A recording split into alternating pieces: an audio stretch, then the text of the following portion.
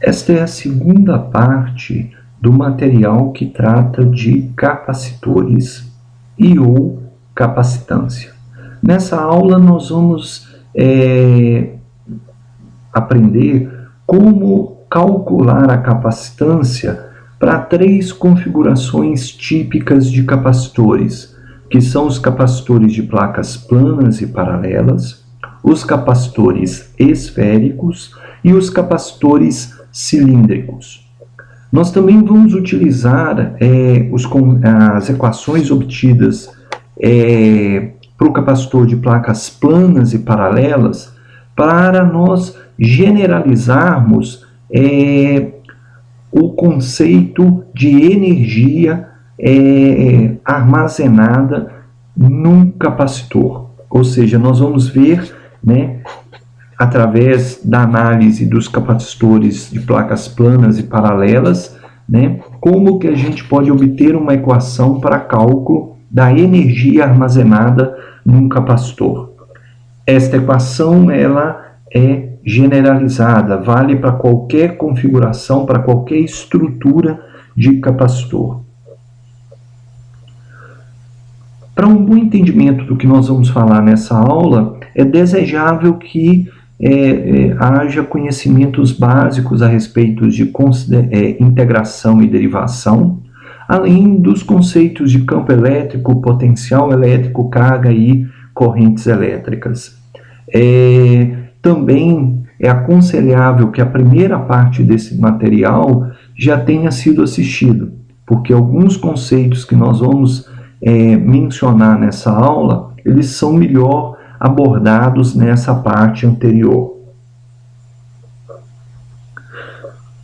Conforme dito, a primeira coisa que nós vamos fazer nessa aula, ou o primeiro tópico que nós vamos abordar, é como a gente pode obter uma fórmula, uma equação de cálculo para um capacitor de placas planas e paralelas. Bem, um capacitor de placas planas e paralelas é um capacitor que tem 2 placas metálicas planas com uma área A, separadas por uma distância D, e nós efetuamos a carga dessas 2 placas com o mesmo módulo Q, porém cargas de sinal trocado. Tá? Então, por exemplo, a gente pode efetuar a carga da placa superior com uma carga Q positiva e a placa inferior com uma carga de mesmo módulo Q, porém nela nós vamos ter excesso de cargas negativas, ou ela vai ficar negativamente carregada. Ao efetuarmos essa configuração de cargas, a gente vai poder verificar uma dada diferença de potencial entre essas placas, que nós vamos denominar por VAB, ou seja, VAB é a diferença de potencial elétrico entre a placa A e a placa B. Outro detalhe que nós temos que frisar é que, embora a gente efetue as nossas considerações nessa aula para um capacitor de placas retangulares, tá? Para nós é indiferente o formato da nossa placa, tá? Ela pode ter placas circulares, ovais ou com qualquer formato aleatório. O que a gente tem que lembrar é que na prática, a gente sempre vai ter um vazamento de campo elétrico nessas regiões de borda, tá?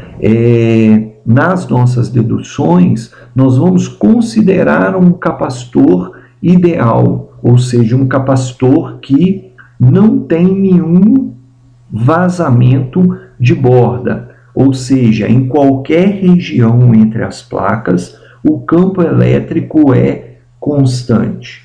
Tá? Muito embora essa nossa consideração pareça ou indique que a gente venha a ter uma séria restrição para utilização das equações a serem desenvolvidas aqui na prática, o que se verifica é que, se nós tivermos um capacitor em que a distância D é muito menor do que as dimensões das placas, ou seja, se as placas estiverem muito próximas, e se a gente estiver operando, né, ou trabalhando numa região bem próxima ao centro da placa do nosso capacitor, essas equações elas são bastante precisas.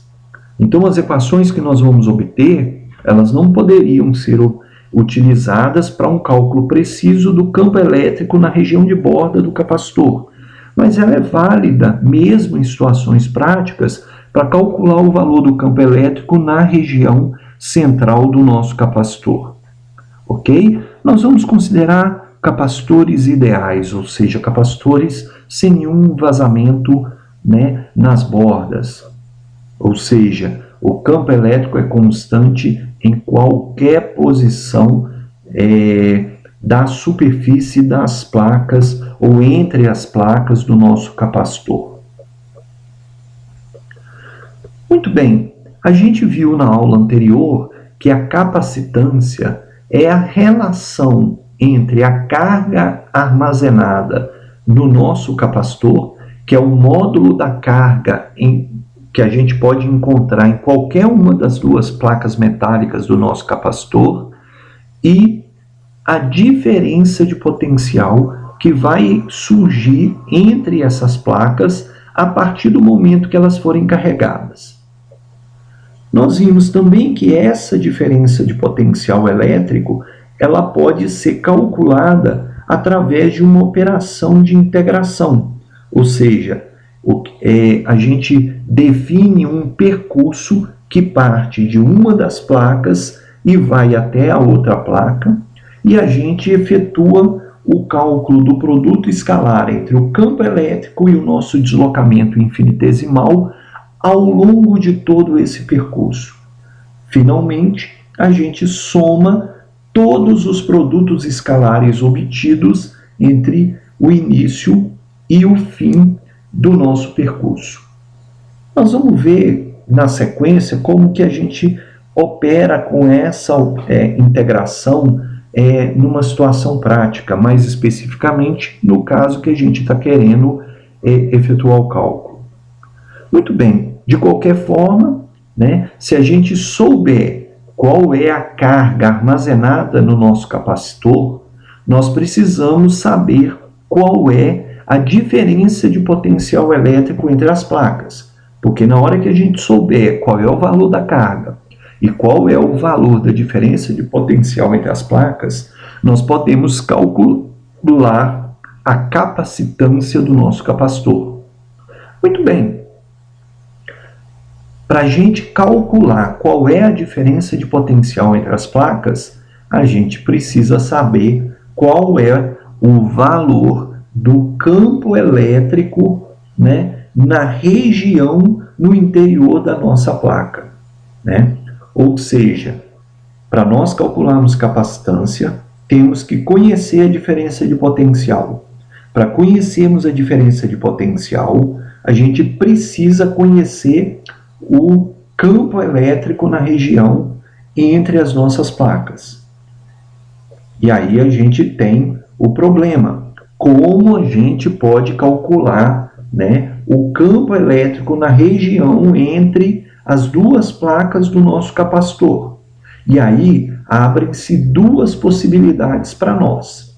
A primeira é a forma mais geral de cálculo de campo elétrico.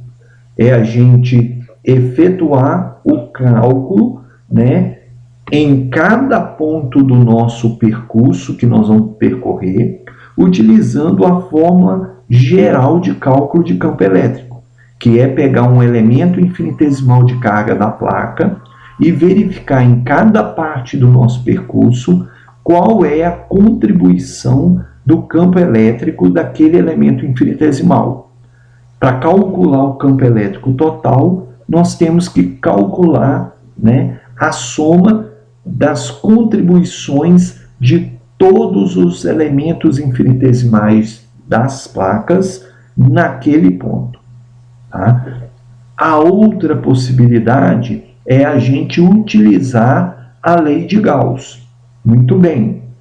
A lei de Gauss, né, a gente pode utilizar quando a gente conseguir definir uma simetria para o nosso problema e a gente poder utilizar essa simetria para simplificar o cálculo do campo elétrico na região em que a gente precisa efetuar o cálculo.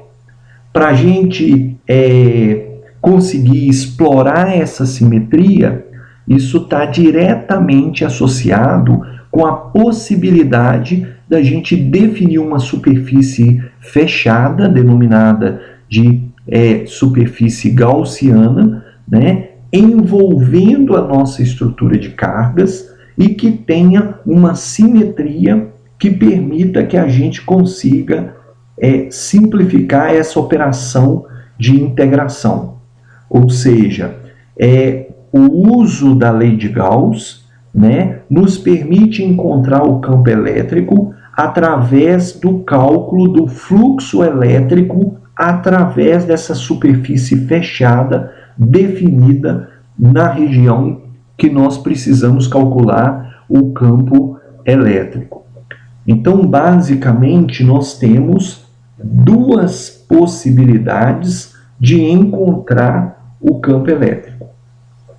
Lembrando, a diferença de potencial envolve uma integral de percurso. Em cada ponto, em cada deslocamento infinitesimal do percurso, nós temos que obter o campo elétrico. Para obtermos o campo elétrico naquele ponto, a gente pode utilizar ou as equações gerais para cálculo do campo elétrico, quando a gente não tiver como explorar a simetria do problema, ou a gente pode usar a lei de Gauss, que, né, torna-se viável quando a gente tem simetria no problema. O uso dessas duas equações, embora a gente vá focar aqui para os problemas dos capacitores, estão melhor detalhados em outras aulas disponibilizadas neste canal. Muito bem, então vamos entender a sequência de operações que a gente precisa efetuar para obter a capacitância de um capacitor. Vamos fazer o caminho inverso. Nós sabemos que a equação de capacitância é carga sob diferença de potencial. Para calcular a capacitância, nós precisamos da carga e nós precisamos da diferença de potencial. Se nós conhecermos a carga, a diferença de potencial pode ser obtida por uma integral de percurso fechado. Muito bem, só que para nós calcularmos a integral de percurso fechado, nós temos que conhecer o campo elétrico. Então, para nós obtermos o campo elétrico, ou a gente usa o conjunto de equações gerais, ou nós usamos, né, a lei de Gauss. Nos problemas que nós vamos tratar nessa aula, todos os três capacitores, placas planas e paralelas, esféricas e cilíndricas, é viável a gente definir uma superfície gaussiana que nos permita explorar a simetria do problema. Então, a lei de Gauss é muito mais simples, né, da gente utilizar para definir o campo elétrico. E aí a gente tem a sequência, né, para poder calcular a capacitância de um capacitor.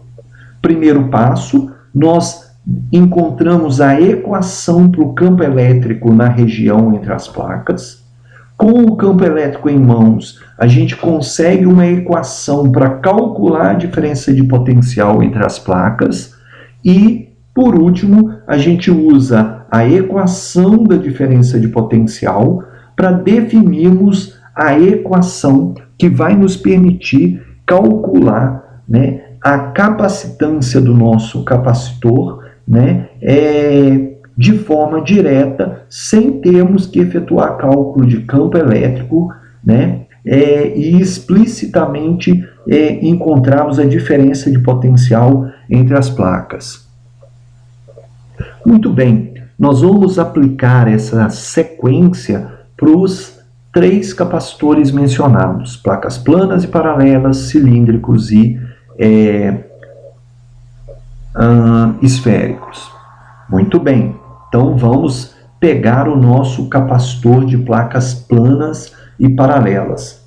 Para simplificar nossas ações, a primeira coisa é o desenho. Em vez de a gente trabalhar com uma vista tridimensional do nosso capacitor de placas planas e paralelas, nós vamos trabalhar com uma vista em corte do nosso capacitor, tá?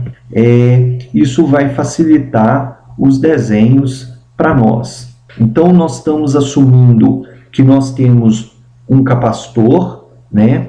A placa superior positivamente carregada, a placa inferior negativamente carregada, o módulo da carga acumulada nas duas placas é o mesmo, ou seja, Q, né? Devido a esse acúmulo de cargas nas duas placas, nós vamos ter um campo elétrico, né, na região entre essas duas placas, né? E a gente, né, vai ter também uma diferença de potencial entre as placas. É importante a gente lembrar que, primeiro, se a gente admitir que nessa região em que nós temos o nosso capacitor, nós não temos nenhuma outra distribuição de cargas, o campo elétrico na região entre as placas se deve única e exclusivamente às cargas acumuladas nas placas do capacitor. Como as placas são metálicas, essas cargas vão se acumular na superfície, ou seja, como elas são iguais, nós vamos ter cargas acumuladas apenas nas superfícies internas do nosso capacitor. Então, todas as cargas positivas vão estar acumuladas, né, na superfície interna da nossa placa superior, e as cargas negativas elas vão estar acumuladas na superfície interna da placa inferior. Isso quer dizer o quê? Na região interna do nosso condutor, um condutor ideal, né, nós não temos nenhuma carga e, portanto, nós não vamos ter um campo elétrico nulo nessa região interior. Da mesma forma, se a gente considerar um capacitor sem nenhum vazamento de campo elétrico, ou seja, um capacitor ideal, na parte superior do nosso capacitor ou na parte inferior dele, do lado de fora, o campo elétrico vai ser zero. A gente só vai ter cargas elétricas entre as duas placas. Muito bem. Por hora, outra coisa que nós vamos considerar é que o isolante, né, existente entre as placas, o dielétrico, é o vácuo ou o ar, que tem uma constante de permissividade elétrica muito parecida, aproximadamente igual a 8,85 vezes 10 a menos 12, que é o nosso Epsilon zero. Muito bem, então, lembrando, a gente, né, para calcular a capacitância, precisamos encontrar a diferença de potencial entre essas duas placas e vamos precisar, para calcular a diferença de potencial, conhecer o campo elétrico entre essas duas placas. Para conhecer o campo elétrico, a gente precisa, né, pode, caso haja possibilidade, a gente utilizar a lei de Gauss. Para utilizar a lei de Gauss, a gente precisa definir uma superfície, a superfície gaussiana, né, que envolva as nossas cargas e que passe pelo ponto aonde a gente quer calcular a intensidade de campo elétrico, né, e que nos permita explorar algum tipo de simetria para esse problema. Muito bem. Nós vamos, como já disse, né, assumir que o nosso capacitor está localizado numa região do espaço em que a única distribuição de cargas é devida, né, é a que nós temos no nosso capacitor. Nós estamos assumindo que nós temos placas condutoras, né, de material metálico, né, o campo elétrico no interior dessas placas é nulo, né, e nós estamos também desconsiderando todas e quaisquer, né, vazamentos de borda, ou seja, o campo elétrico entre as duas placas do nosso capacitor, ele é constante. Isso quer dizer que em qualquer ponto entre as placas, em qualquer posição, o campo elétrico sempre tem o mesmo módulo, mesma direção e mesmo sentido. O sentido do campo elétrico entre essas duas placas, né, vai ser sempre de um vetor de cima para baixo, de carga positiva para negativa. Muito bem, conforme nós falamos, para usarmos a lei de Gauss, nós temos que definir uma superfície gaussiana. Nesse slide, nós temos duas superfícies gaussianas, uma definida na placa superior e outra definida na placa inferior. Né? Na placa superior nós temos uma gaussiana verde, na placa inferior nós temos uma gaussiana laranja. Muito bem, se a gente assumir que não temos vazamento de borda, que na região do espaço não existe nenhuma outra distribuição de cargas, né? Do lado de fora do nosso condutor, a gente pode usar uma gaussiana como essa traçada em verde, em que ela passa pelo ponto em que a gente quer calcular o campo elétrico. Só que o que acontece? A gente sabe que todas as cargas estão acumuladas na parte inferior da nossa placa condutora. Então, dentro da placa condutora, né, não tem nenhuma carga envolvida, então isso quer dizer que o fluxo de campo elétrico através dessa superfície verde, ele vai ser nulo. Tá? No nosso caso, a gente quer o quê? Medir o campo elétrico no interior do nosso capacitor. Então, no nosso problema, a nossa superfície gaussiana é a gaussiana em laranja, ou seja, ela é uma gaussiana que tem a mesma área das nossas placas. Eu estou supondo que ela é retangular, ou seja, ela vai ter 6 faces, é uma superfície fechada, né? Nós temos um paralelepípedo, tá? Ela passa no interior da nossa placa condutora inferior e ela passa no interior, na região, ela tem uma das faces, melhor dizendo, né, definida entre as duas placas. Nesse slide, nós temos um corte ou o desenho da nossa superfície gaussiana nessa região de corte. Olha bem, nós queremos calcular o campo elétrico entre as placas. Então, a nossa superfície gaussiana tem que passar nessa região entre as placas. Então, eu defini uma superfície gaussiana, essa gaussiana laranja, com uma das faces paralela às placas condutoras no interior, né, do nosso capacitor, na região em que a gente quer obter o campo elétrico. A gente sabe que o campo elétrico nessa região, ele é constante. Então, em qualquer posição que a gente tiver a nossa gaussiana definida, o campo elétrico que flui através dela vai ser sempre o mesmo, em qualquer posição. Muito bem. A nossa gaussiana, ela é um paralelepípedo, né? Então, ela vai ter faces que são paralelas às laterais do nosso capacitor e vai ter uma face que passa por dentro do nosso condutor e é paralela as faces do nosso capacitor. Olha bem, eu defini essa gaussiana na placa inferior, mas eu poderia definir ela também na placa superior.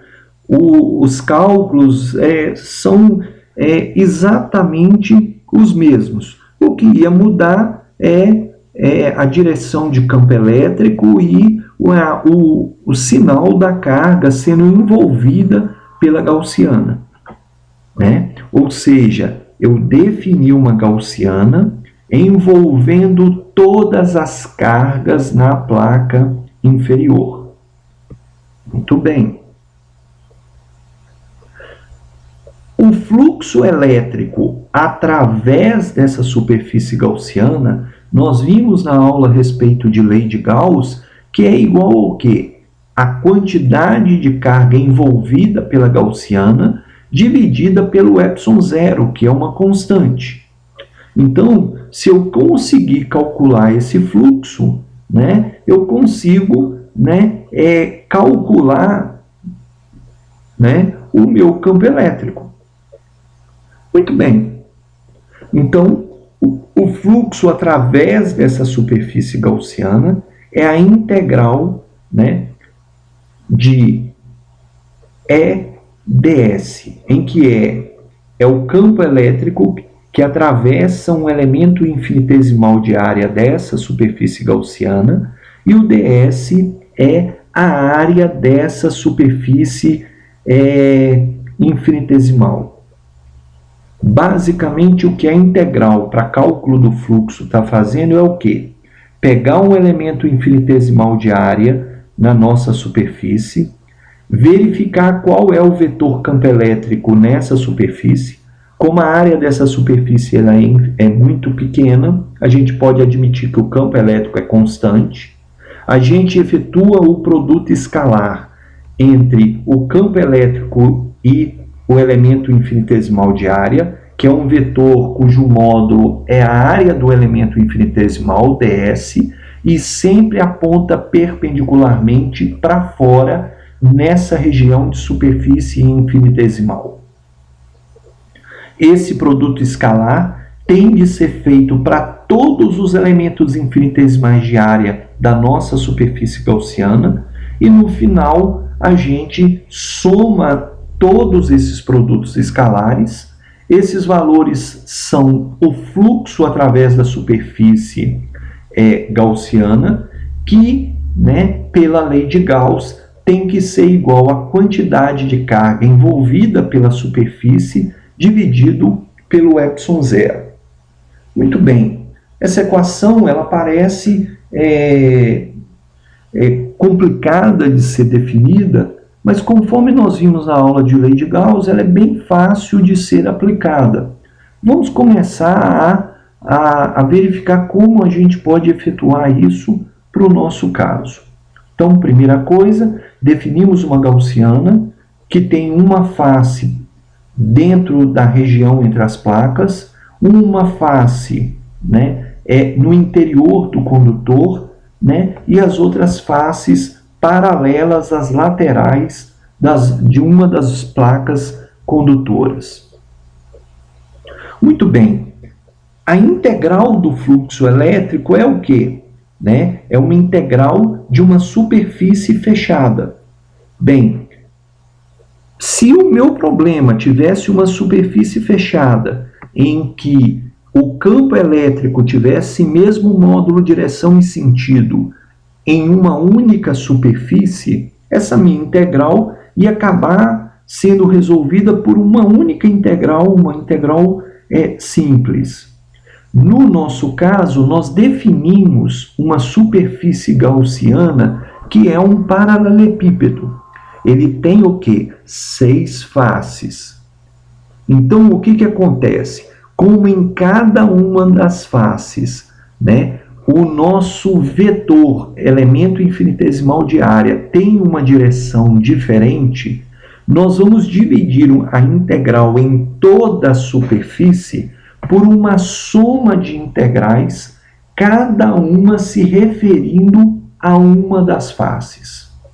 em cada uma das faces, nós vamos fazer, né, o cálculo do produto escalar entre o campo elétrico e o elemento infinitesimal de área, cobrindo toda a área da superfície.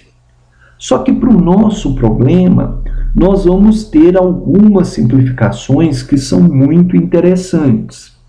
Vejam bem, a nossa face que está no interior, né, da superfície gaussiana, tá? Que eu chamei aqui de superfície 1, tá? Dentro dessa superfície, como a gente tem um condutor, o campo elétrico é zero. Então, na nossa primeira integral, o campo elétrico na face no interior do condutor, o campo elétrico ele é zero. Se o campo elétrico é zero, a integral EDS nessa região 1, no interior do condutor, ela vai ser zero. Então, a gente já reduziu o nosso problema para um cálculo ao invés de 6 integrais para 5, porque numa delas essa integração vai ser zero, porque o campo elétrico no interior, nessa face inferior do nosso paralelepípedo, é zero. Se eu não tenho campo elétrico, eu não vou ter nenhum fluxo de campo elétrico através dessa superfície. Muito bem. Vamos pegar agora a nossa superfície 2, que é a superfície na frente aqui da nossa placa. Muito bem. O campo elétrico num capacitor sempre vai ser, no nosso caso, assumindo carga positiva em cima, negativa embaixo, vai ser sempre um campo elétrico apontando para baixo. O vetor campo elétrico nessa face sempre aponta para baixo. Muito bem. Nós temos um elemento infinitesimal, ou seja, eu peguei um elemento infinitesimal de área nessa superfície 2. Para esse elemento infinitesimal, o que nós vamos ter? O vetor, né, área infinitesimal ds sempre aponta para fora da superfície gaussiana e é perpendicular à superfície no ponto em que eu estou tomando o nosso elemento infinitesimal de área, conforme a gente falou lá na aula a respeito de lei de Gauss, né? Se esse cara é sempre perpendicular, em qualquer elemento infinitesimal dessa face, o vetor ds sempre aponta perpendicular à face e para fora. Ok? Além disso, o que nós vamos ter?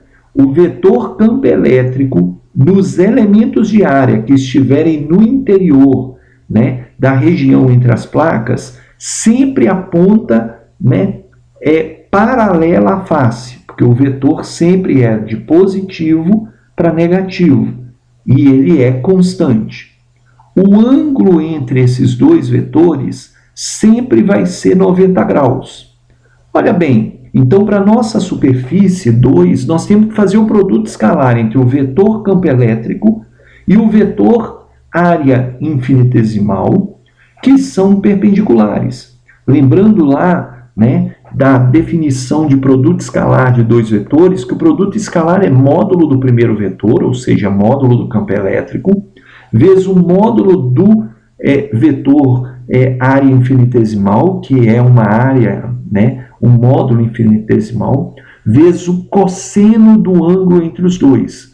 Como o ângulo entre os dois ele é de 90 graus, cosseno de 90 graus é zero, e com isso nós vamos ter essa segunda integração também sendo igual a zero, porque o ângulo entre o campo elétrico e o elemento infinitesimal de área é igual a 90 graus, e o cosseno de 90 é zero. Então, o que vai acontecer? Né? A nossa primeira integral foi zero, porque no interior do condutor o campo elétrico é zero. A nossa segunda integral ela é zero, porque o ângulo entre o campo elétrico e o elemento infinitesimal de área é 90 graus. Isso quer dizer o quê? Se eu tenho um campo elétrico que é paralelo à face, né, ele nunca vai atravessar a face.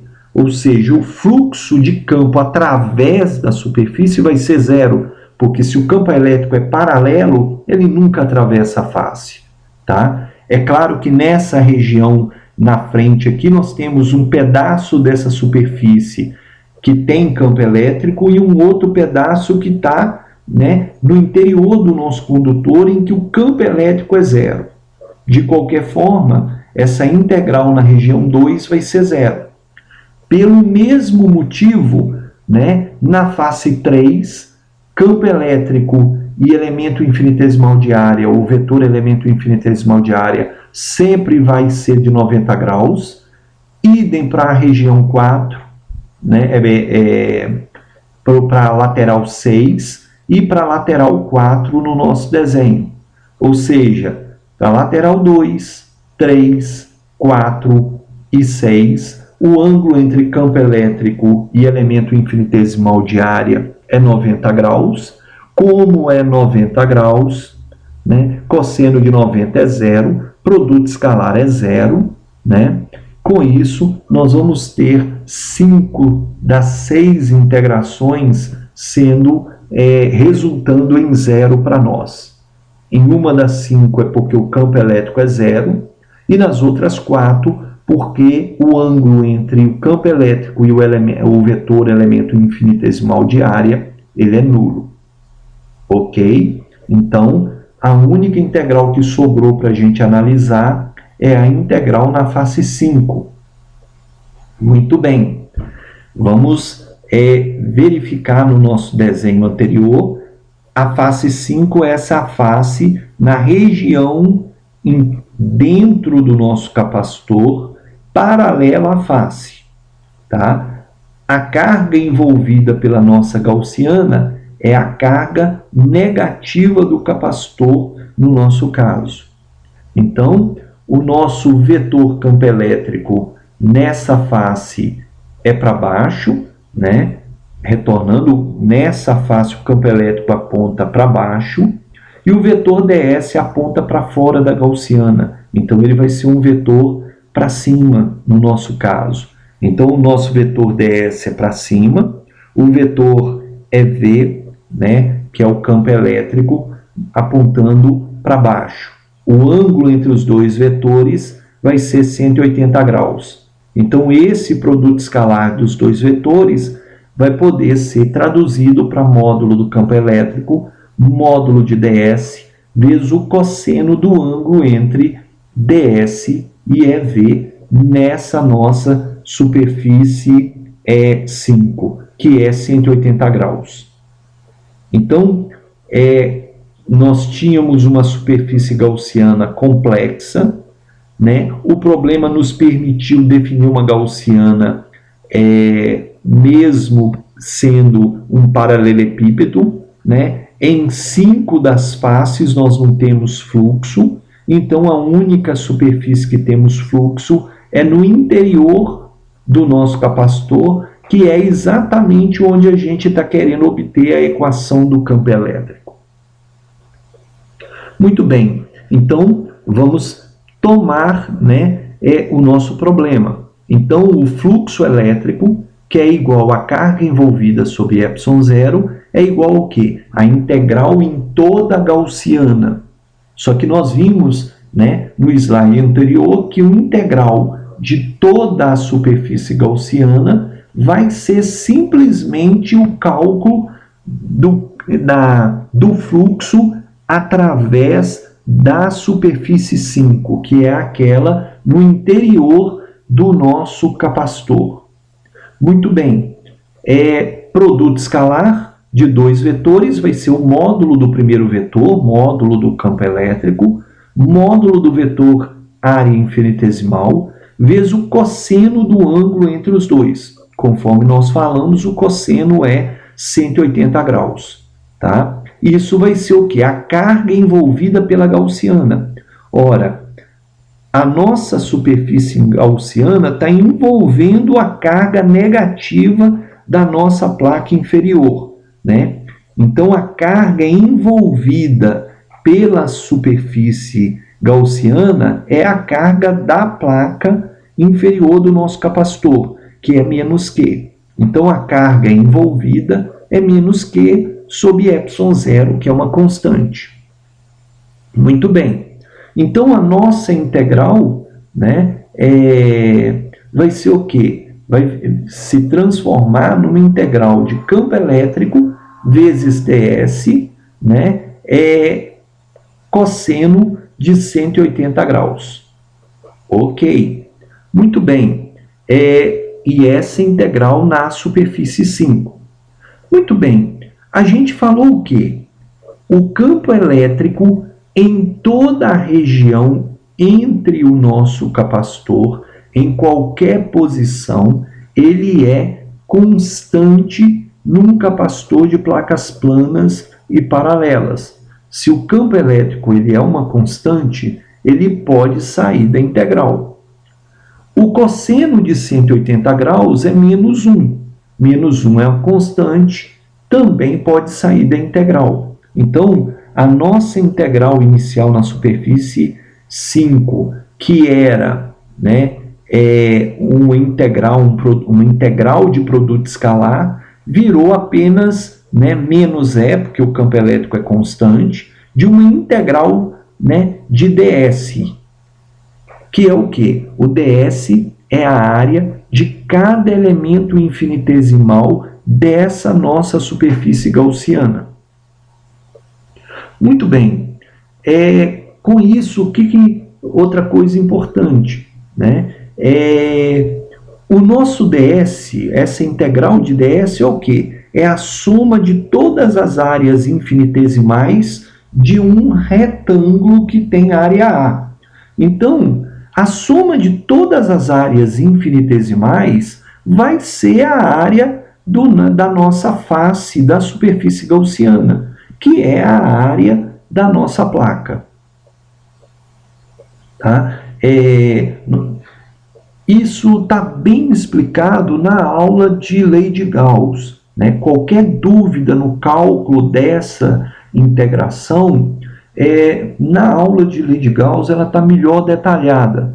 Como isso já foi bem tratado lá, nós vamos passar mais rapidamente por isso aqui, ok? Então, qualquer dúvida sobre como aplicar a lei de Gauss, aconselho a pegar o material a respeito de lei de Gauss que está disponível. Muito bem, continuando, nós vamos poder obter e isolar aqui o campo elétrico, que vai ser o Q sobre ε0A.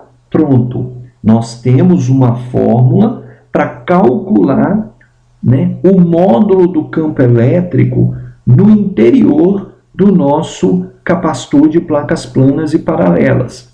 Olha bem, a área é a área das placas do capacitor, que é uma constante. O que é a carga, o módulo da carga, né, do nosso capacitor, que também é uma constante, tá? Então, o que nós temos? Né? O campo elétrico, como era esperado, ele é uma constante. E o campo elétrico é definido pelo módulo da carga acumulada no nosso capacitor. Ok, temos o campo elétrico. Vamos, então, utilizar a equação do campo elétrico para calcularmos a diferença de potencial, né, entre as placas do nosso capacitor. Né? Para calcularmos a diferença de potencial entre as placas do nosso capacitor, nós temos que fazer uma integral de linha. Escolhermos um percurso de uma placa a outra, né? E em cada incremento infinitesimal do nosso percurso, nós calculamos o valor, né, do produto escalar entre o vetor campo elétrico e o vetor dl. No final, nós somamos todos esses produtos escalares, trocamos o sinal para termos a diferença de potencial. A gente viu na aula de potencial elétrico que esse percurso pode ser um percurso qualquer. É claro que para a gente efetuar o cálculo, nós vamos pegar o percurso mais simples possível, que é o quê? Um percurso em linha reta, saindo da placa de cima para a placa de baixo. Ou no caso aqui, eu peguei um percurso saindo da placa de baixo, em linha reta, sempre paralelo ao campo elétrico, indo para a placa de cima. Isso quer dizer o quê? Nós vamos ter que realizar o percurso de A para B. Em cada percurso infinitesimal dl, nós fazemos esse produto escalar. Só que o que acontece? De A para B, nós sempre vamos ter um vetor dl, que é tangente à trajetória, sempre apontando na mesma direção e no mesmo sentido, porque nós temos um percurso em linha reta e sempre com o mesmo sentido. Então, em qualquer posição do nosso percurso, o dl sempre vai ter mesmo módulo, mesma direção e mesmo sentido. Também, o campo elétrico envolvido nessa operação, ele sempre vai ser um vetor apontando de cima para baixo. Lembrando que o campo elétrico aponta da região de cargas positivas para negativas. Então, o que vai acontecer?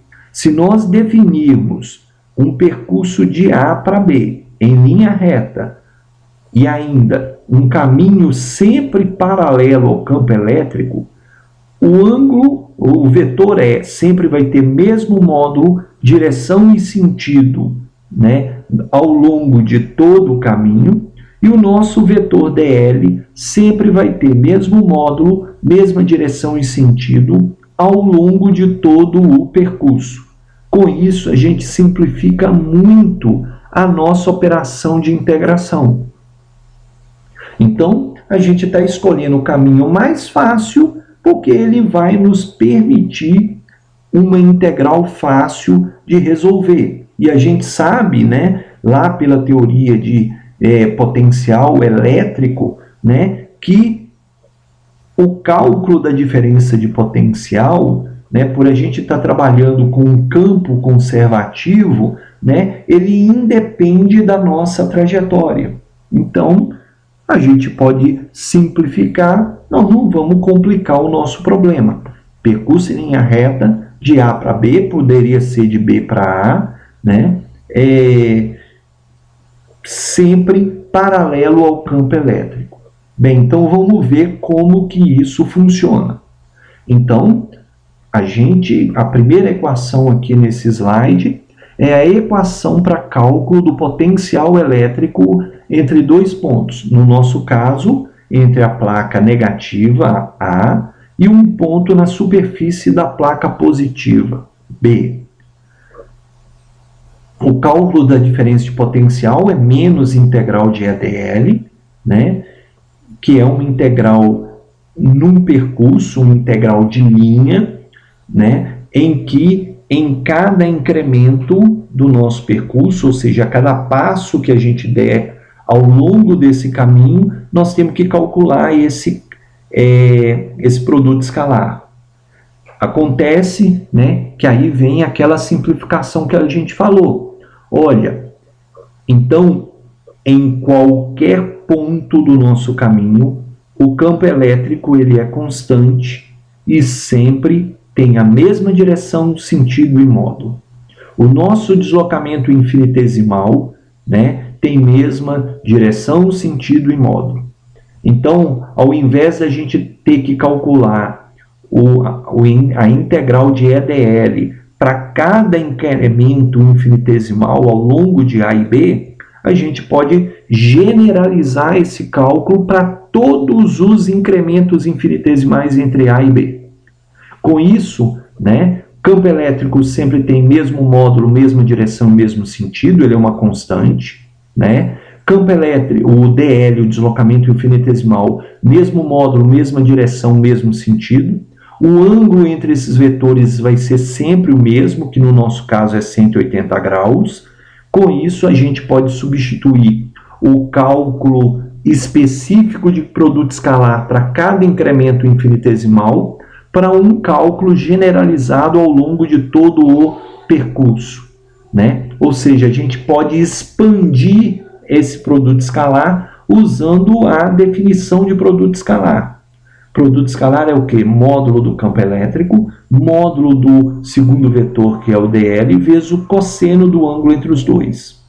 A nossa equação, né, cosseno de 180 é menos 1, vai cancelar o sinal negativo que está fora da integral, né? O campo elétrico, como ele é uma constante, ele pode sair para fora da nossa integral. O nosso caminho, o dl, varia de A até B.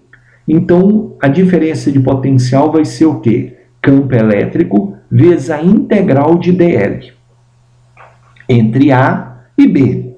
Olha bem, se a gente somar todos os percursos, né, parcelas de percursos infinitesimais entre A e B, essa soma vai dar a distância entre as nossas placas, que é D. Então, essa integral de dl aqui, ó, nada mais é do que a distância entre as duas placas do nosso capacitor. Pronto. Com isso, nós temos uma equação para calcular a diferença de potencial para um capacitor de placas planas e paralelas, que é o quê? O produto do campo elétrico vezes a distância entre as duas placas. Muito bem. No slide anterior, a gente usou a lei de Gauss e obtivemos, né, a equação para cálculo do campo elétrico, que é igual a carga sobre ε0A, em que A é a área da nossa placa, de cada uma das placas do capacitor. Substituindo uma fórmula na outra, nós temos uma equação para calcularmos, né, a diferença de potencial, né, entre as placas de um capacitor de placas planas e paralelas. E aí o que nós temos? A diferença de potencial entre as placas depende da distância entre elas, da área e da carga acumulada nessas placas. Agora, o que acontece? Nós temos a equação para a diferença de potencial. E a gente sabe o quê? Capacitância é carga sobre diferença de potencial.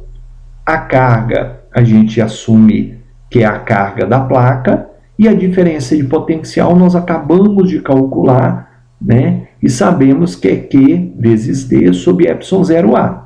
Manipulando essa equação, nós temos uma equação para calcularmos a capacitância de um capacitor de placas planas e paralelas, cujo dielétrico é o ar ou o vácuo. Então, a capacitância ela depende do quê? Do ε0, que é a permissividade elétrica do meio, no caso o vácuo ou o ar, né? A área das placas e a distância entre essas placas. Então, nós acabamos de encontrar uma fórmula para calcularmos a capacitância de um capacitor. Muito bem. Por que essa equação ela é importante para a gente? Ora, nós vimos que, né, as relações de energia, né, num capacitor estão associadas com a diferença de potencial, que depende de uma operação de integração. A gente sabe que o cálculo da diferença de potencial depende do campo elétrico, que também tem uma equação de integração a ser resolvida. E a gente está trabalhando com campo elétrico que é grandeza microscópica.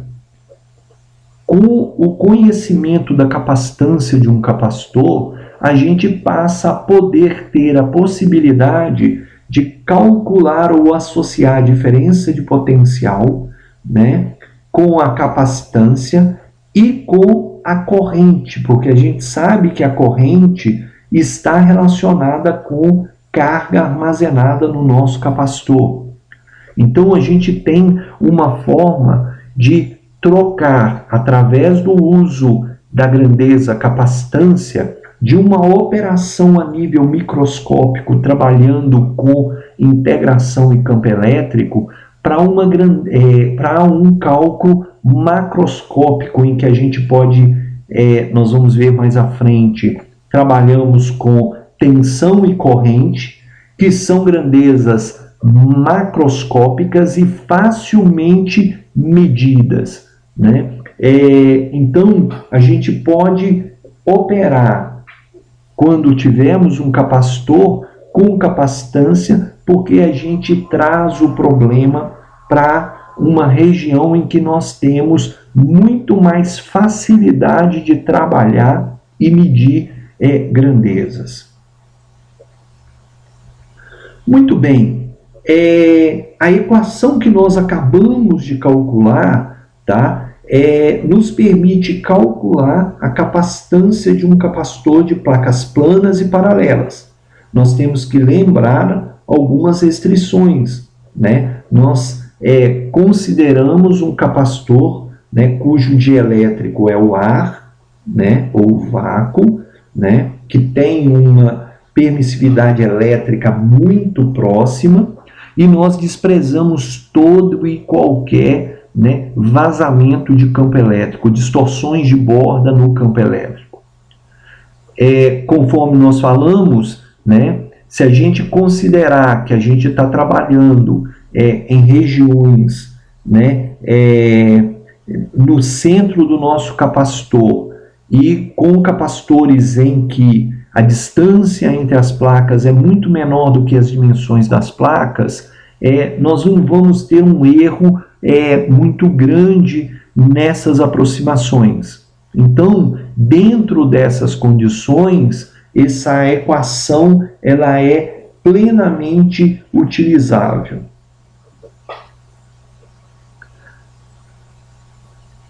Outra coisa importante de dizer é o seguinte: a capacitância, vocês lembram que a gente falou que ela é uma constante, né, que pode ser obtida entre a relação de carga e diferença de potencial?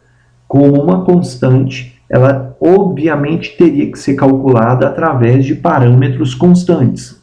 E agora a gente pode observar que a capacitância ela depende do quê? Do material do dielétrico, né, traduzida nessa equação pela constante de permissividade elétrica do isolante entre as placas, depende da área das placas, ou seja, quanto maior a área, maior a capacitância, né, que a gente vai entender, né, maior capacitância para uma mesma diferença de potencial, maior capacidade de armazenar cargas. E depende de forma inversa, né, da distância entre as placas, né? Ou seja, quanto maior a distância entre as placas do nosso capacitor, menor a capacitância, menor a capacidade dele para uma mesma diferença de potencial armazenar cargas. O importante para nós é o seguinte: capacitância depende do material do dielétrico, da área e da distância entre as placas. Depende da construção do capacitor, tá? Então, na hora que nós construímos o capacitor, nós definimos qual é a sua capacitância. Se nós definimos qual é a capacitância de um capacitor, a gente vai e define qual é a carga que ele pode armazenar para uma dada diferença de potencial. Então, quanto maior a diferença de potencial, maior a carga armazenada, tá? De qualquer forma, a relação é uma constante que é definida, conforme nós vimos, na hora que nós construímos o nosso capacitor, tá? E isso é extremamente interessante. A mesma coisa aconteceu quando a gente analisou um resistor. A resistência de um resistor depende do material do qual o resistor é construído e das suas dimensões, né? Das suas especificações geométricas, né? Nós vimos que depende diretamente, né, da área, né, quanto inversamente da área, né, e depende diretamente do comprimento do resistor. Ok. É importante destacar, né, que ao longo do nosso cálculo de capacitância, nós calculamos, além de uma equação que pode ser usada, lembrando, somente para capacitores de placas planas e paralelas, nós também calculamos uma equação que pode ser usada para calcular o campo elétrico no interior do nosso capacitor, né? E também calculamos, né, uma equação para cálculo da diferença de potencial entre as placas de um capacitor. Todas essas equações para um capacitor de placas planas e paralelas. Então, uma vez conhecida a diferença de potencial e uma vez conhecida a capacitância, a gente tem, com essas equações demonstradas aqui, né, como obter qual é a quantidade de carga armazenada no nosso capacitor, né, qual é a intensidade do campo elétrico no interior do nosso capacitor. Então, vale a pena guardar essas equações com carinho, porque muitos problemas da física que envolvem capacitores de placas planas e paralelas podem efetivamente serem resolvidos utilizando alguma destas equações que estão explicitadas aqui nesse slide. Bem, aqui nós temos um exemplo de corte de um capacitor, né, real, e aí a gente pode ver exatamente isso, tá? Ou como a gente pode utilizar a equação que nós obtivemos na hora de construir um capacitor. Olha bem, quanto menor a distância entre as placas, né, maior é a capacitância, maior a capacidade de armazenar carga se fixarmos uma dada diferença de potencial entre as placas. Então, o que se faz na prática? A gente pega duas folhas condutoras, separamos por um isolante muito fino, né, e enrolamos esse sanduíche de forma a termos um componente ocupando um menor espaço.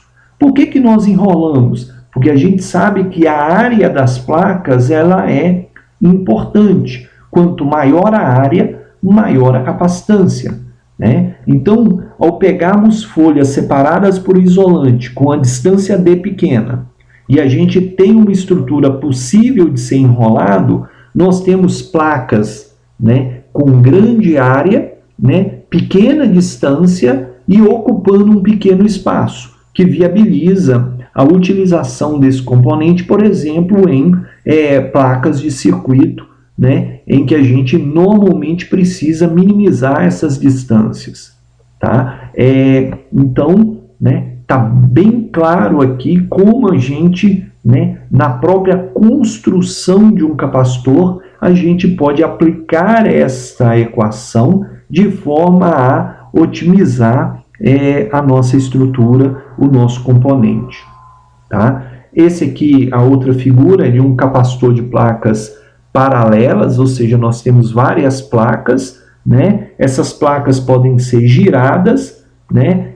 Ao girarmos essas placas, nós estamos alterando a área entre essas placas, ou seja, a área útil do nosso capacitor, e com isso a gente consegue uma forma de obter uma estrutura que nos permite obter capacitâncias de diferentes valores. tanto um quanto o outro, nós temos, né, uma aplicação prática na construção da informação contida na equação de cálculo de capacitância. Muito bem, uma outra utilidade que foi dada a essa teoria de capacitância, ou daquele cálculo da forma da capacitância, foi que com esse conceito, pela primeira vez conseguiu-se calcular de forma mais precisa a constante de permissividade elétrica de materiais. Olha bem, nós vimos que, né, se nós construímos um capacitor, né, com área e distância bem especificados, a gente está definindo qual é a sua capacitância.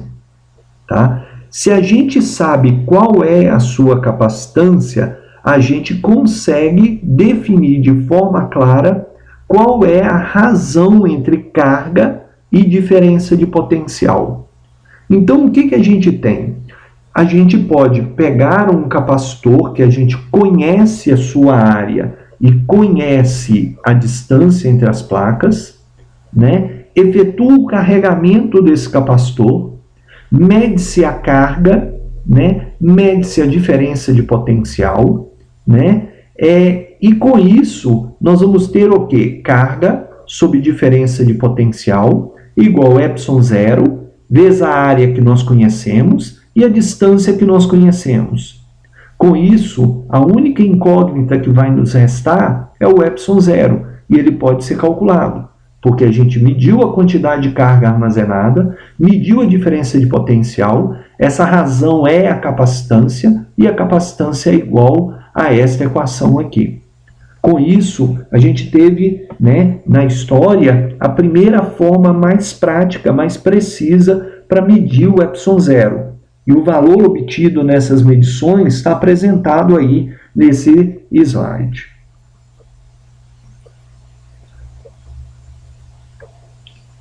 Muito bem, agora vamos lembrar de algo que nós falamos lá na primeira aula.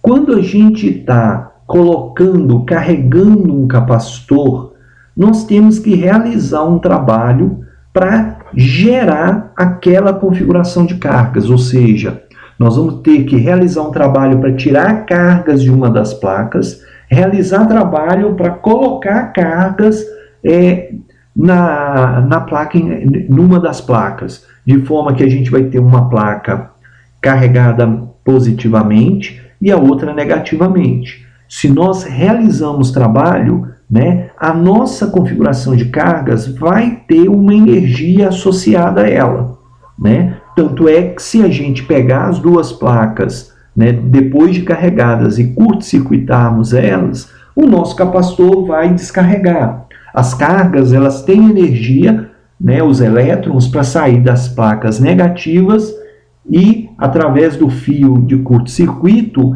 né, irem para a placa positivamente carregada, e esse fluxo vai ocorrer até a gente finalmente ter as nossas placas neutralizadas.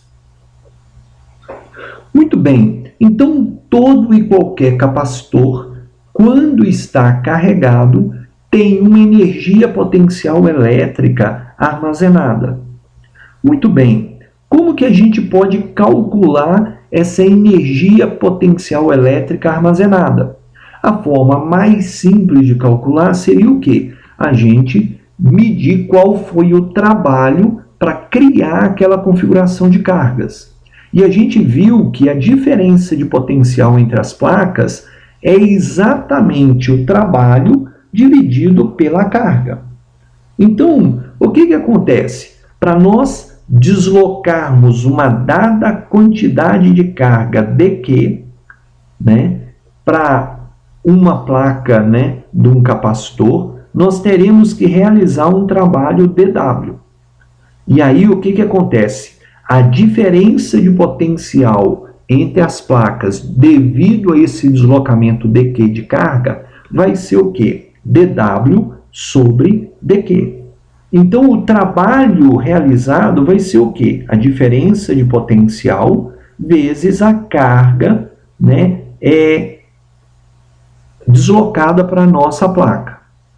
Quanto maior a diferença de potencial, ou seja, quanto maior a quantidade de carga armazenada, maior vai ser o trabalho para a gente colocar novas cargas na nossa placa. Muito bem. Então, né, essa primeira igualdade dessa equação explicitada nesse slide, né, vem exatamente da diferença de potencial elétrico, em que potencial elétrico é dQ sobre dQ. Desculpa, dW sobre dQ. Então, o trabalho infinitesimal para deslocar uma carga dQ é igual à diferença de potencial vezes dQ. Agora, o que acontece? A diferença de potencial entre as placas de um capacitor é o quê? Pela definição de capacitância, vai ser carga efetivamente acumulada no nosso capacitor dividido pela capacitância. Então, a diferença de potencial entre as placas depende da carga efetivamente acumulada lá, dividido pela capacitância, vezes dQ. Então, o trabalho para a gente deslocar uma carga dQ depende de quanta carga já está acumulada na placa e depende da capacitância. Muito bem, o que a gente pode fazer? O trabalho total, né, para uma configuração em que a gente quer transferir um total de carga, né, num dado intervalo, vai ser o quê? A soma de todos os trabalhos infinitesimais, que vai ser exatamente a integral da carga pela capacitância vezes dQ. Resolvendo essa integral, nós obtivemos que o trabalho realizado, que vai ser a energia, né, acumulada na placa, se a gente desprezar toda e qualquer perda durante esse processo de carregamento, perdas, por exemplo, de energia por efeito Joule nos fios, né, vai ser a carga ao quadrado sobre 2C. Como carga num capacitor é capacitância vezes diferença de potencial, né, a gente tem uma outra forma de escrever essa mesma equação, né, em que a energia acumulada num capacitor é meio da capacitância desse capacitor, ou seja, depende da construção desse capacitor, vezes a diferença de potencial entre as placas. Então, essa equação ela pode ser, né, obtida, né, macroscopicamente. Digamos que nós temos lá um capacitor carregado. Eu preciso saber quanta energia em joules está armazenada naquele capacitor. A capacitância é uma característica do capacitor construtiva. A diferença de potencial, eu posso usar um voltímetro e medir a diferença de potencial entre as placas. Essa diferença de potencial ao quadrado vezes a capacitância dividido por 2 me dá quanta energia está armazenada, potencial elétrica, está armazenada no nosso capacitor em um dado instante de tempo. A equação de cima é a mesma equação para o cálculo da mesma energia. Porém, aqui, ao invés da gente conseguir, né, utilizar a diferença de potencial, a gente está utilizando a carga acumulada no capacitor, né? Normalmente, na prática, a equação mais viável da gente utilizar é a de baixo, porque diferença de potencial é uma grandeza macroscopicamente facilmente medida.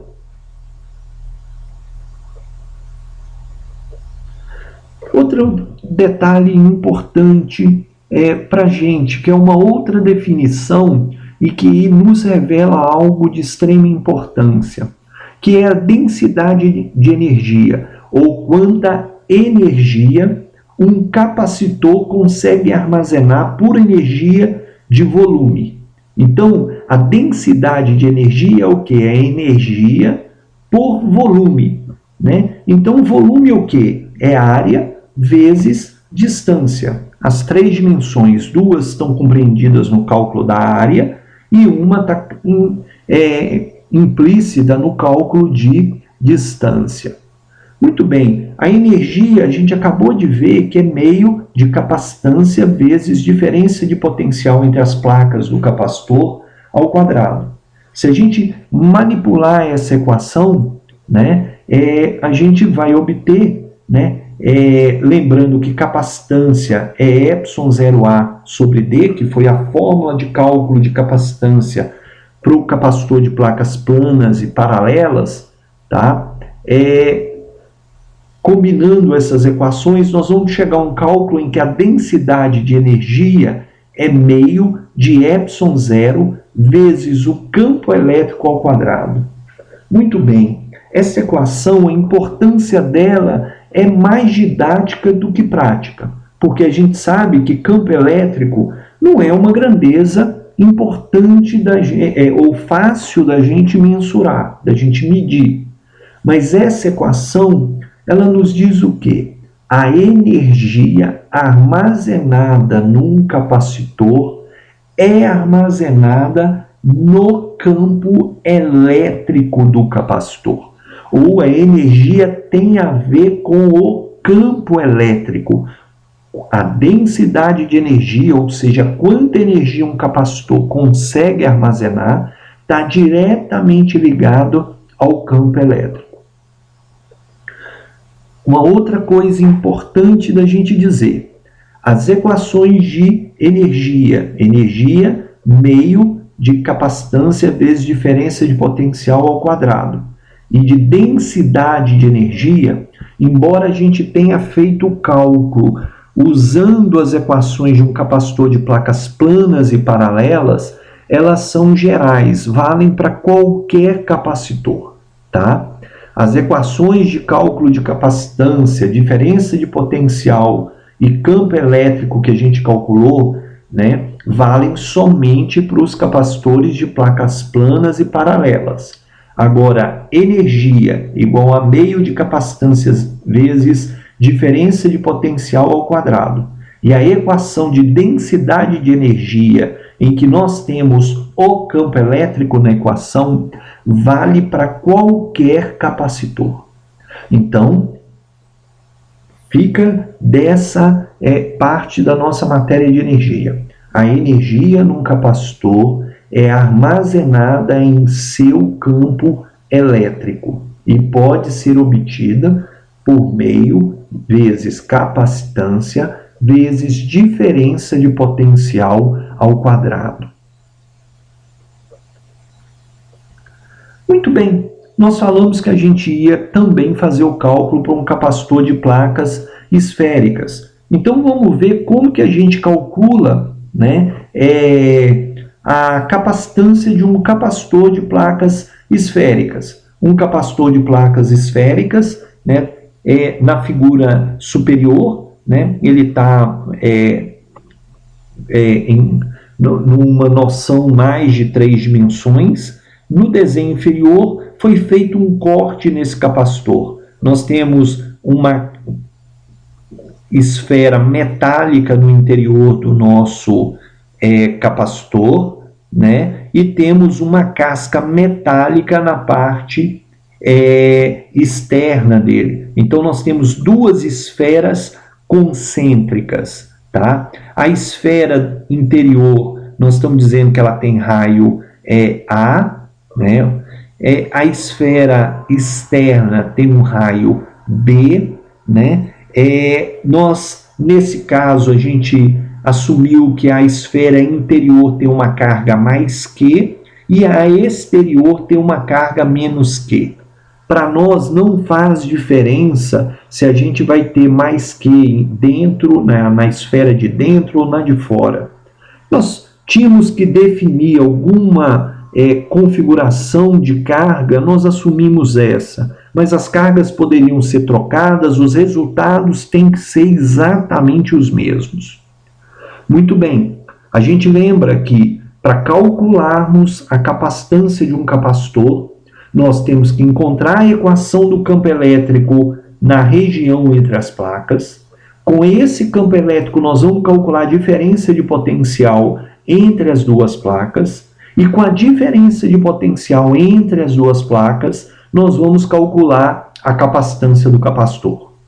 Bem, como o nosso capacitor ele é com duas placas, esféricas, a gente pode definir uma superfície gaussiana esférica, na região em que a gente tem que obter o campo elétrico, ou seja, na região entre as duas placas esféricas. Com isso, o nosso problema tem uma simetria esférica e fica muito fácil da gente obter qual é o campo elétrico ou a equação do campo elétrico nessa região entre as duas esferas do nosso capacitor. Exatamente o que nós fizemos aqui. O fluxo elétrico, a lei de Gauss, nos diz o quê? Que a integral do produto escalar do campo elétrico e de elementos infinitesimais de área é igual à carga envolvida pela superfície gaussiana dividido por ε0. Para a gente utilizar a lei de Gauss, a gente definiu uma superfície gaussiana esférica concêntrica com as nossas duas esferas. Ela tem um raio genérico R, e ela está envolvendo a nossa placa interna, que tem uma carga mais Q. A gente sabe que o campo elétrico nessa região interior, ele vai ser radial apontando para fora. Então, em qualquer elemento de área ds dessa nossa superfície gaussiana, o campo elétrico sempre vai ser perpendicular à superfície no ponto, e o elemento de área ds, vai ter um vetor associado também radial apontando para fora. Em qualquer região dessa superfície gaussiana concêntrica, módulo do campo elétrico vai ser sempre o mesmo. O ângulo entre o campo elétrico e o ds, qualquer que seja o elemento de área nessa superfície esférica, sempre vai ser o mesmo, de 0 graus. Com isso, o nosso produto escalar pode ser aberto de forma genérica para toda a superfície gaussiana.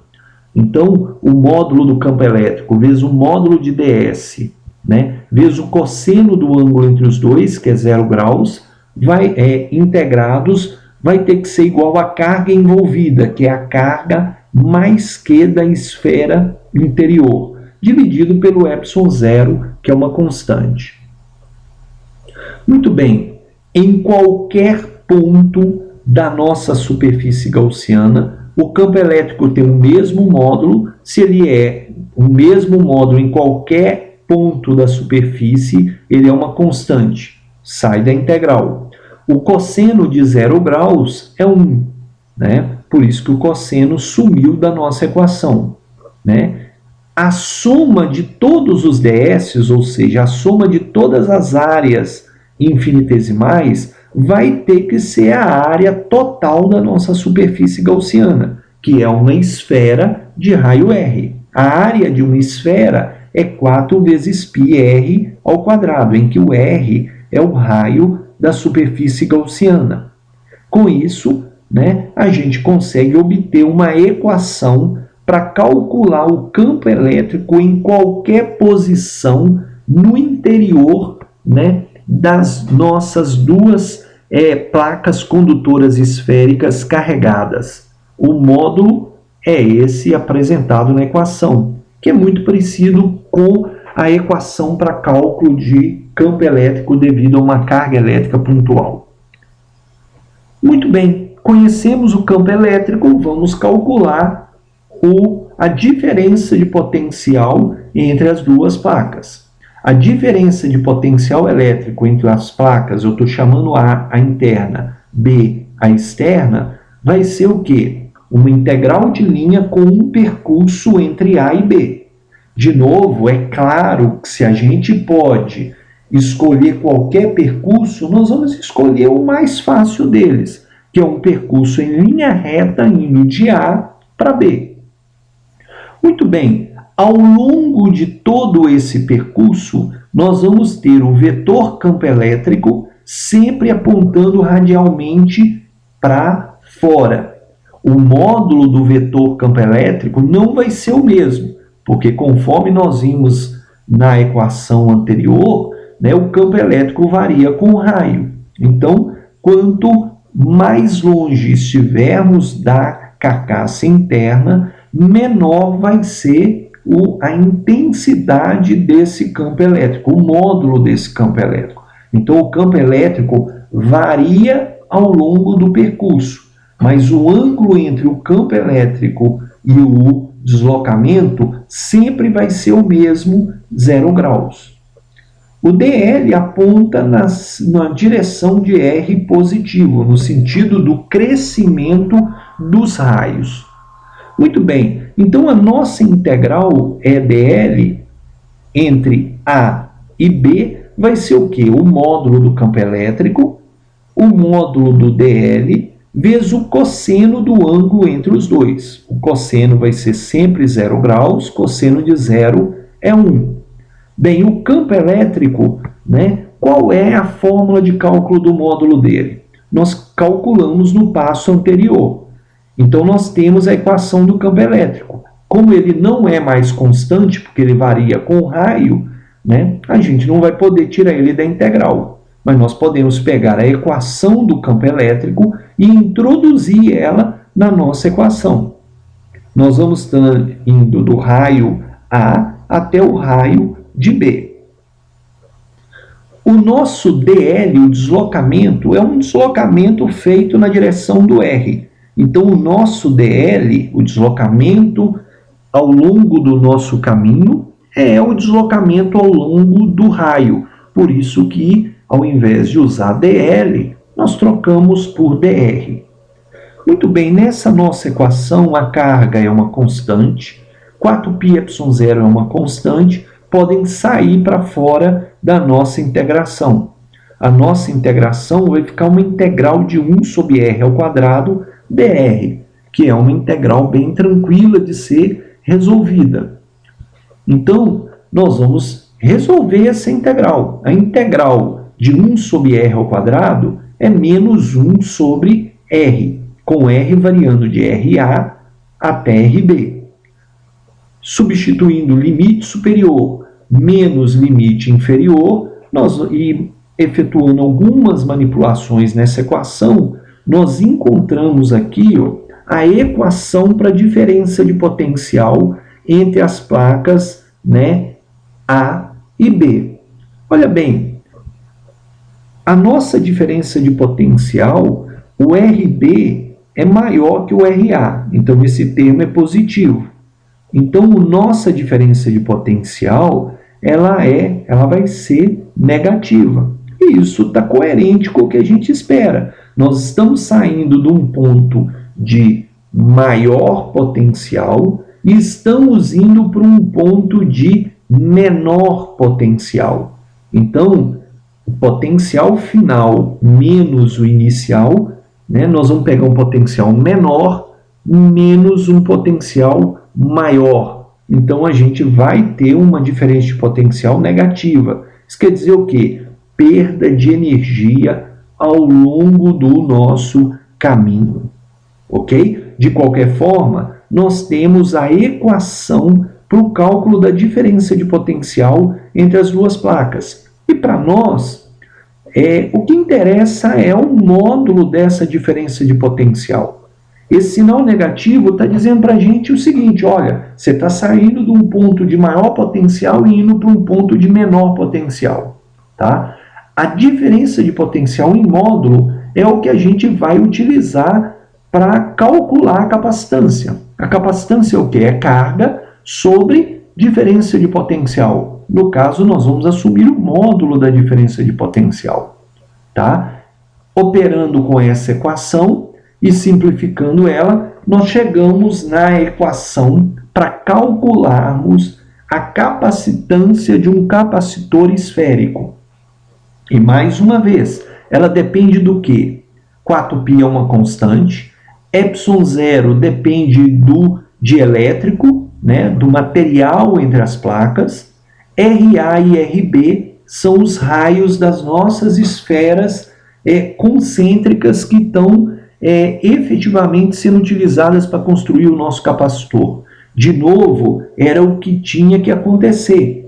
Nós definimos a capacitância na hora que nós construímos o nosso capacitor, tá? Ela depende de informações ou de características construtivas do nosso capacitor, tá? Então, essa equação, ela pode ser utilizada para calcularmos a capacitância de qualquer capacitor esférico, né? E a única coisa que a gente precisa conhecer é o quê? O dielétrico entre as placas e os raios das duas esferas, das duas placas esféricas concêntricas, tá? Conhecendo isso, né, que são macroscopicamente mensuráveis, a gente consegue obter a nossa capacitância. E conseguimos especificar, né, com isso, qual é a capacidade de armazenamento de carga do nosso capacitor para uma dada diferença de potencial elétrico. Muito bem. Por último, vamos fazer exatamente o mesmo cálculo, mas agora para um capacitor de placas cilíndricas, né? Então, um capacitor de placas cilíndricas, a gente tem um cilindro interno que pode ser maciço ou oco, né? E um cilindro externo, os dois cilindros concêntricos. O raciocínio é muito parecido com o que nós fizemos anteriormente. A gente consegue definir uma superfície gaussiana cilíndrica, envolvendo, né, a região, né, na qual a gente quer obter a nossa, o nosso valor do campo elétrico na região, né? O único detalhe aqui agora é o que? Quando a gente faz a integral de EDS para um capacitor cilíndrico, a gente não consegue resolver essa equação com uma única integral. Um cilindro, né, a nossa superfície gaussiana cilíndrica, ela tem três superfícies, uma associada à lateral do nosso cilindro e duas associadas às faces do cilindro. Só que o que vai acontecer? Para as duas faces do cilindro, o ângulo entre o DS e o campo elétrico ele é 90 graus. Então, o cálculo de fluxo para um capacitor cilíndrico ideal, né, vai nos dar, né, fluxo zero através da base e do topo do cilindro, né? Com isso, a nossa integral, que é a integral em três superfícies, base, lateral do cilindro e topo do cilindro, vai se reduzir somente na integral da lateral do cilindro, né? Então, na lateral do cilindro, assumindo carga positiva dentro, carga negativa fora, sempre vai nos dar um campo elétrico com direção radial apontando para fora, né? O DS também vai ser radial apontando para fora. O campo elétrico ele vai variar de acordo com a posição, ou seja, o campo elétrico no interior de um capacitor cilíndrico ele não é constante, né? E não tem o mesmo módulo em todos os pontos, mas ele sempre é radial e perpendicular à nossa superfície gaussiana. Com isso, a integral do produto escalar EDS para a lateral do cilindro, né, vai ser o módulo do campo elétrico vezes módulo do DS vezes cosseno de 0 graus, que é o ângulo entre DS e o campo elétrico, tá? O campo elétrico em qualquer ponto dessa nossa superfície gaussiana vai ter o mesmo módulo, então ele é constante, ele pode sair para fora da integral, né? A integral vai ser a área, né? A integral de ds é a área do nosso, da nossa superfície gaussiana, que vai ser 2πr vezes L, né, que é a área da lateral de um cilindro de comprimento L, e com isso a gente consegue obter a equação para o campo elétrico num cilindro em um capacitor de placas cilíndricas concêntricas. Passei meio rápido por essa integração, porque lá na aula de lei de Gauss, essa operação ela foi feita com mais lentidão. Qualquer dúvida, consulta a aula de lei de Gauss a respeito desse cálculo aqui. O que foi feito aqui já está detalhado e feito lá com mais cuidado. O nosso foco aqui é a gente encontrar a capacitância. Muito bem, temos a equação do campo elétrico, nós vamos agora, né, ter que calcular a diferença de potencial elétrico entre a casca do cilindro interno e a casca do cilindro externo. De novo, nós vamos pegar um caminho em linha reta entre a casca interna e a casca externa, e esse caminho vai ser radial, né? Ao longo desse caminho, o campo elétrico ele vai ter sempre a mesma direção, ele vai variar em módulo, né? O DL sempre vai ser radial, né? A mesma coisa do que aconteceu no cálculo do capacitor esférico. Então, a nossa integral de EDL pode ser reduzida para uma integral de módulo de campo elétrico, módulo de DL, vezes o cosseno do ângulo entre os dois. Ok? Na transparência anterior, a gente calculou a equação do campo elétrico. Como o campo elétrico ele varia, ele não pode sair dessa integral, porque ao longo do percurso o campo elétrico varia, né? Com isso, a gente substitui o campo elétrico pela equação dele. O nosso DL é um deslocamento na direção do raio, então é um dr, né? O cosseno de 0 graus é 1, então nós vamos ter essa integração em que nós estamos indo do raio interno, RA, o meu limite inferior aqui ele ficou errado nessa integração, ele está de RB a RB, na verdade é de RA para RB, vocês me desculpem agora que eu vi que eu cometi esse erro aqui. Então a integral sempre é de RA para RB, né? Na nossa integral a carga é constante, 2 é constante, π é constante, L é constante, ε0 é constante. Podem sair da integral. Então a nossa integral vai ser uma integral de 1 sobre R, que é uma ln de R, de RA para RB. Aqui já corrigi o meu erro que estava errado nas equações anteriores, né? Substituindo o limite superior menos limite inferior, nós vamos ter ln de RB menos ln de RA, que usando propriedade de logaritmo vai ser RB sobre RA. E aí nós temos uma equação para a diferença de potencial entre a casca interna, o cilindro interno, e a casca externa, o cilindro externo. Eu estou falando casca interna, mas nada nos impede de ter, né, um cilindro maciço na parte interna do nosso condutor.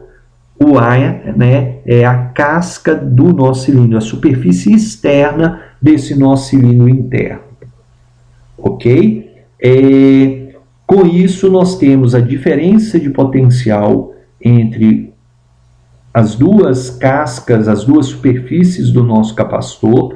De novo, o sinal negativo aqui está nos indicando que nós estamos saindo de um lugar em que a gente tinha uma carga positiva, maior potencial para menor. Ou seja, o sinal negativo está dizendo que nós estamos indo de um lugar com maior potencial elétrico para um de menor. O que nos interessa no cálculo da capacitância é o módulo dessa equação. Então, nós vamos substituir a diferença de potencial na equação de capacitância pelo módulo da diferença de potencial. Manipulando essa equação, nós vamos ter a equação da capacitância do nosso capacitor. Ok? Então, de novo, a capacitância ela depende do comprimento do nosso capacitor cilíndrico e dos raios, né, do cilindro interno e do cilindro externo, tá? Ou seja, de novo, como a gente já falou, sempre a capacitância de um capacitor a gente determina quando da construção do capacitor, tá? Então, a capacidade dele armazenar carga para uma dada diferença de potencial é definida no ato da construção do capacitor. Antes de encerrar essa aula, só para ficar bem claro, o cálculo da diferença de potencial elétrico e o cálculo da aplicação da lei de Gauss, nós demonstramos aqui para todos os capacitores, mas passamos de forma corrida nesses desenvolvimentos, porque estes cálculos eles são melhores detalhados na aula a respeito de lei de Gauss e na aula a respeito de potencial elétrico. Então, qualquer dúvida, consulta essas aulas em que essas integrações e operações elas são melhores detalhadas, tá?